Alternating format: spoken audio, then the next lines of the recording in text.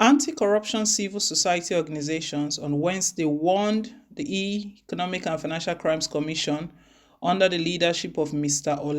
Olukoyede, to refrain from allowing cankerworms of the previous management left in the system rubbish his credentials as head of the commission. The over 300 anti-corruption activists under 7 broad frontline organizations noted that it was pertinent for them to sound an early note of warning in view of the fact that the misuse of the EFCC by political gladiators as a veritable tool of victimization and score setting, which they thought had been tackled, was suddenly rearing its head again.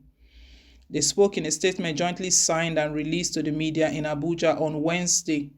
The anti-corruption civil society organizations advised the EFCC boss to sit up and stop the commission from being assessed by political miscreants who think EFCC is an extension of their political structures to be manipulated at will. They specifically referred to the Kogi State government's press statement, which was released on Tuesday, alerting the public to an alleged fresh move by the commission to winch hunt the ex-governor with spurious claims for political reasons.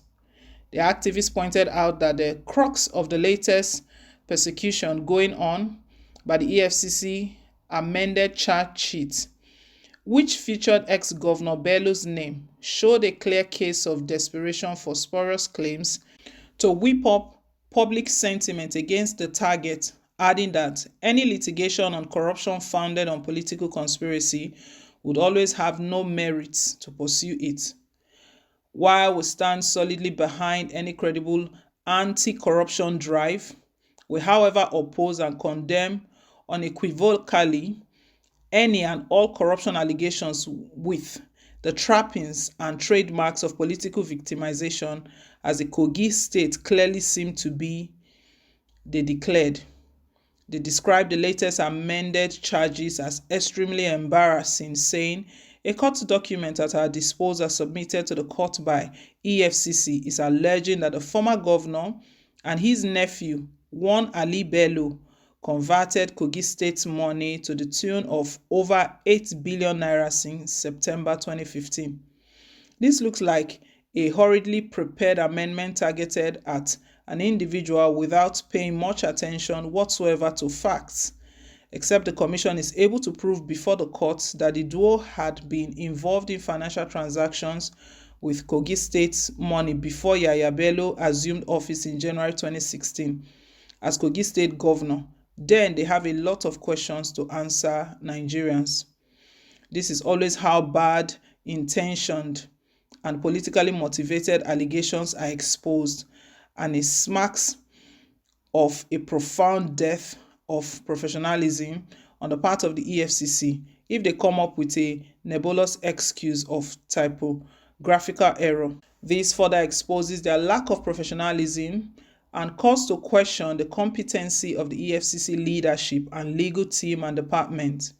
The activists noted they vowed to expose political actors behind the incessant EFCC political victimization, stating, "We are working with others across the country and we are ready to expose those behind this witch hunting and also expose their dirty dealings, which have continued to undermine the current administration's efforts at economic revitalization to the public."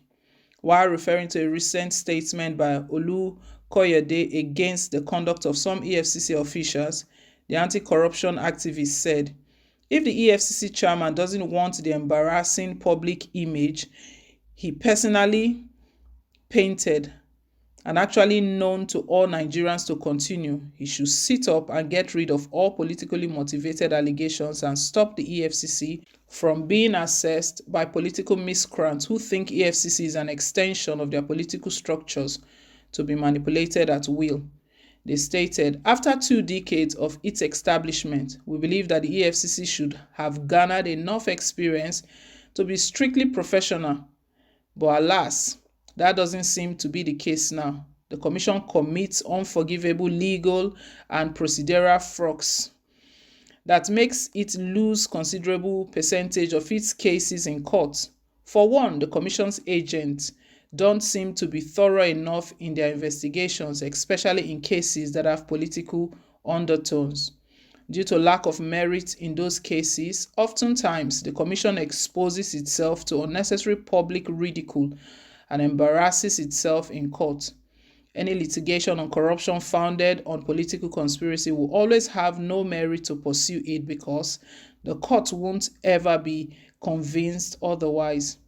We can see that one of the major agenda of the current administration of President ANTI-C0toire UN is also to fight corruption. We doubt very much that the Commission can meet up with the expected standard as envisaged by the current administration, their statement added. Given a background of their age-long activities geared towards fruitful anti-corruption struggles, the frontline activists noted, as rights anti-corruption organizations, we have been in the vanguard of clamoring for corruption to be eliminated from Nigeria's civil service and governance for years. We are convinced that corruption, above any other factor, is responsible for the myriads of developmental challenges confronting Nigeria from a long time, even before now. That was why we celebrated the establishment of the Independent Corrupt Practice Commission in the year 2000 and the Economic and Financial Crimes Commission EFCC in 2003, believing that these two elite anti-corruption agencies will stamp out corruption from our system, if not completely, but at least considerably. It was a good step in a good direction. But we have observed a disturbing trend in the operations one of these two anti-corruption agencies, the EFCC, which tends towards political witch hunt. Of course, this didn't start today, but we have to exorcise that spirit from the soul and body of the EFCC. There are two major disagreeable patterns in EFCC modus operandi for a long time now, and that should never have been part of any anti-corruption regime. And these are politicization of cases and media trials through excessive sensationalism of cases under investigation. We have witnessed occasions in the country where the EFCC arrested all members of a state assembly, whisked them to their Abuja headquarters, only for the latter to return to their state and commence impeachment proceedings against their state governor. Any anti-corruption exercise that applies tools of intimidation and blackmail loses its integrity and public trust ultimately, including international support. We are disappointed that the current EFCC leadership seems to have decided to toe the line of the ignoble Bawa way of doing things the wrong way. The statement was signed on behalf of others by the Director, Publicity and Research, Sustainable Initiative for Nurturing Growth, Fisayo Abayomi, Chairman, Zero Graft Coalition, Dr. Olusegun Adesami, and National Coordinator, Integrity Forum, Engineer Mohammed Zaki.